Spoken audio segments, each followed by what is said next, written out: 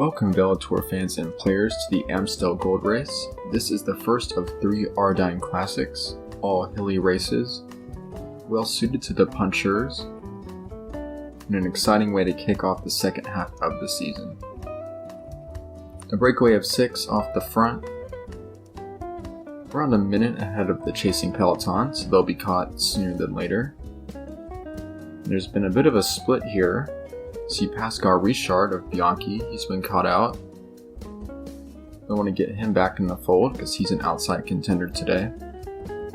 Here's your breakaway. It shows us Peterson, Duclos, Backstedt, Lutsenko, and the Zulu Kingdom rider, which I think is Gert-Jan Tennisse.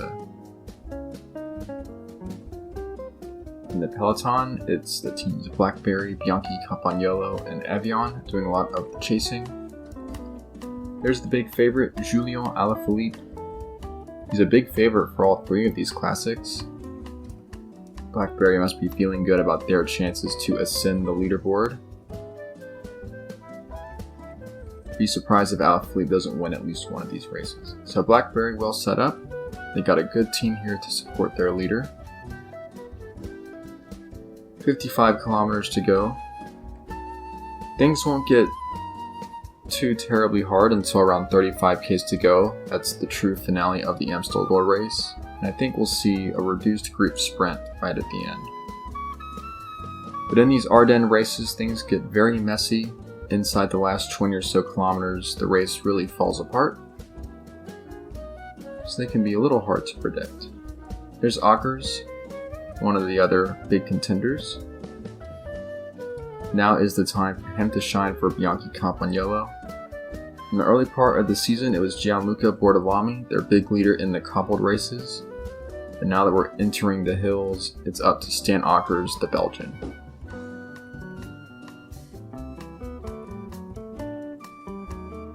Peloton winding through the Dutch countryside. This race taking part in the Limburg region of the Netherlands, which is more inland.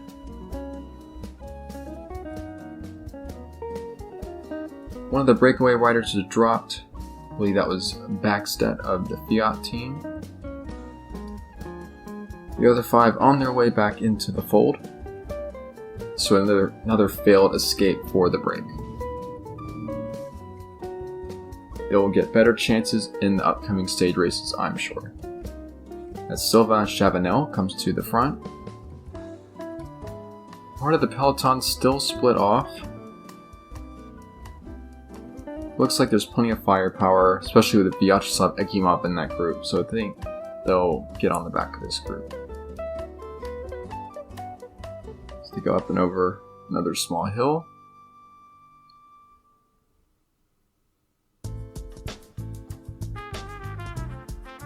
As we enter the second half of the season, the big storylines emerging in the title chase amongst the 2 top teams, Labiclair and Bianchi Campagnolo. Both are well suited to these Ardennes races, so it's going to be a big battle for the points. So who ends up being in first place after Liège-Bastogne-Liège will be interesting to keep track of, but they should be well matched. Bianchi have Stan Ockers, and of course Labiclair, they have Cyrille Guimard. And don't rule out Evian, they're an ascending team. Up into the top 5 after Turner Adriatico. They have plenty of very strong riders for these races too. So don't rule out Evian climbing the leaderboard once again. And this might be an attack. It is. It's Julian Alaphilippe. He has started the hostilities with 35 k's to go. Now what sort of reaction will we get behind? Camera bike has gone up with Alaphilippe. It's a small chase group led by Marc Matteo that's formed behind. 3 Bianchi riders still here. Esquerra leading for Labiclair, so Guimard still in this group. And that's caused quite a selection because beyond this group of 18, the next group is more than 1 minute behind already. So this looks like the big selection in the Amstel Gold Race after that attack on the steep climb. Fiat still with numbers, but onto the Keutenberg. Now Bianchi looking to chase down Alaphilippe. Kuiper has done the job. So the ever-dangerous Julian Alaphilippe back at least for now.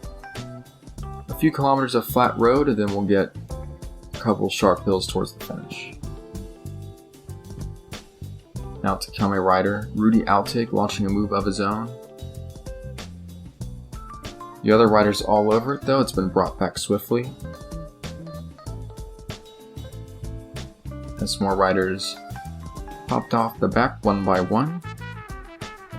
And now it's Evian assuming control for the first time. Looks like Andy Schleck will be working for Mark Matteo and Chomin Peruena. The star of Tirreno Adriatico, he is still in this group.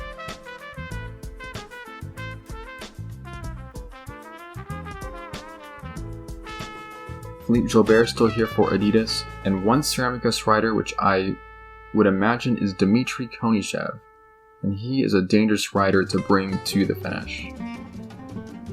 So they should look to dispatch of him before that. Now La Viclaire showing some force at the front. Still have 3 riders here.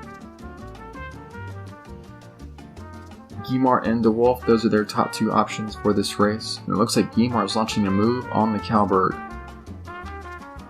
This is the last of the severe obstacles between here and the finish, and now's the time to force a move. It's about Alaphilippe with him, Peruena, Konishev is there, Ockers and Altig. So another selection has been made. The Bianchi boys have missed out and they're going to have to work hard to come back. It's Bortolami on the front. They're around 55 seconds back, so some work to do. But if these riders don't organize, then that chase group of 9 will come back. The rest of the race long gone. Now it's Ockers launching move of his own, testing the legs of the other favorites. They're all there, and now it's Philippe Gilbert, the aggressive Belgian. That's Guimard and Altig have gone with him.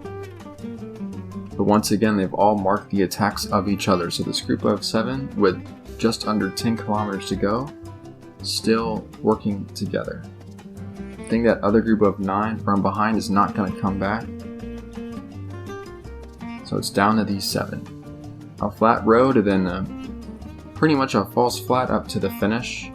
Kind of goes up and down a bit, but not too steep at any point. Alaphilippe put on the front, and Gilbert tries to wave through another rider.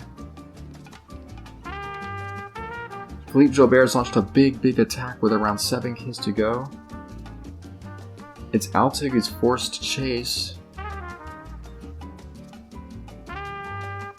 They still haven't quite got him back, and it's a lot of twisted turns between here and the finish, so it won't be easy to get this back. Now it's Ockers. Now of course these riders, they don't want to expend too much energy before the sprint, but none of them will have a chance if no one goes and chases down Philippe Gilbert. Gilbert still has a decent gap, 2 kilometers to go. And the gap seems to be increasing. And you see they've given up Alaphilippe, he's not going to work anymore.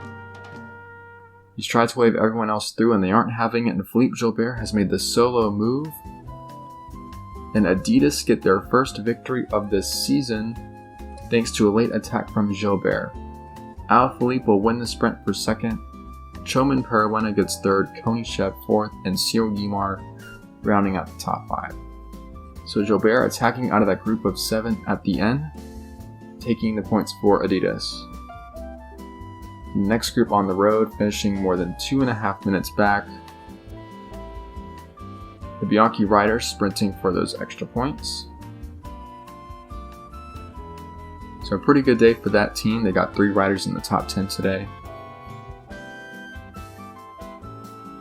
In this next group, more than 5 minutes back. So they've been washed away by the big attacks. Looks like Jan Kursipu will bring up the rear. Not surprised, because he is a very poor climber. But he'll be happy that his teammate Philippe Gilbert has won the day. And a big relief for Adidas, as they at last have won a race. And they were the last team, besides the leftovers of course, that had not won a race. But they won't have to bear the burden of that any longer, as Philippe Gilbert has produced the decisive move with 7Ks to go, and that wins the day at the Amstel Gold Race. That chase group of 6 other riders that Gilbert left behind, finishing 35 seconds back. The next group 2 minutes 33 back. So that was a worthy introduction into the Ardennes Classics. Up next we have the Flèche Wallonne, which finishes atop the Mur de Huy, a very steep uphill finish. Always a dramatic finale, so it should be exciting. Thanks for tuning in, we'll see you next time.